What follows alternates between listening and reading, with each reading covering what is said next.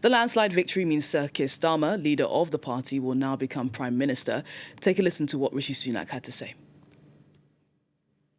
To the country, I would like to say first and foremost, I am sorry. I have given this job my all, but you have sent a clear signal that the government of the United Kingdom must change, and yours is the only judgment that matters. I have heard your anger, your disappointment, and I take responsibility for this loss. Following this result, I will step down as party leader, not immediately, but once the formal arrangements for selecting my successor are in place. Well, let's get more from our correspondent, Benedict Pavio, who is in London for us. She was listening to the speech. It's good to have you again, Benedict. Rishi Sunak really speaking there, apologising, saying he's heard the anger and disappointments from the British public. He's really taking the fall here, isn't he?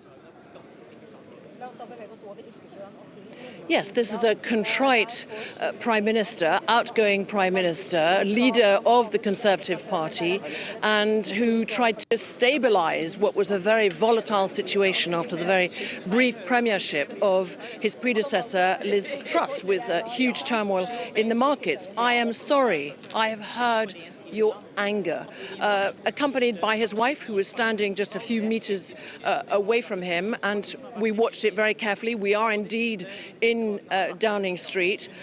This time he didn't get rained on. They made sure of that. He apologised to all his colleagues who have lost their jobs. Let's remember that over 15 ministers, the Defence Secretary, Grant Shapps, the Leader of the House, Penny Mordaunt, many have lost their jobs. The Veterans Minister, Johnny Mercer, Jacob Rees-Mogg, a former minister as well. So he's thanked the party, the activists, supporters, and clearly he knows that he has fallen short.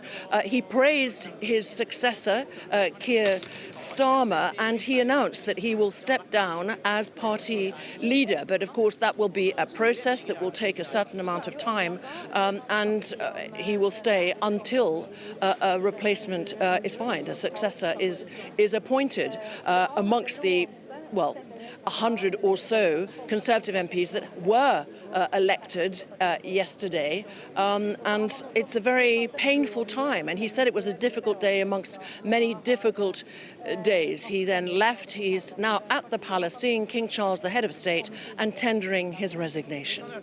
And tell us what's next now for the UK. Well, what is next for us, for the UK, and indeed for this country, is here in Downing Street. We will see Keir Starmer, who will arrive as Prime Minister.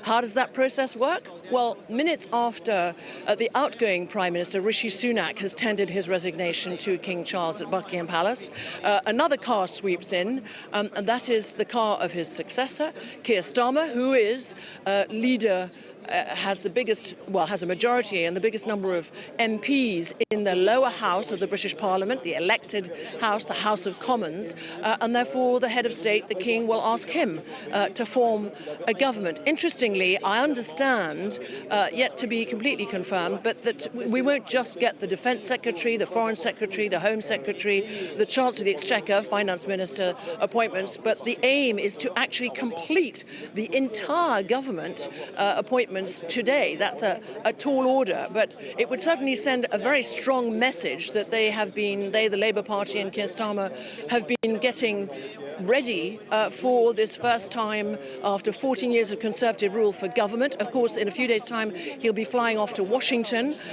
for that NATO summit. Then he'll be back in the UK, and that will be for the UK to host at Blenheim Palace, the birthplace of Winston Churchill, a very important European meeting with many European leaders attending, discussing security, the war in Ukraine, and many other things besides. So a very busy schedule for a man who clearly wanted this job very much, Keir Starmer, who will, I'm sure, in his acceptance speech, when he comes here as Prime Minister, having come back from Buckingham Palace, again reiterate, we've done it.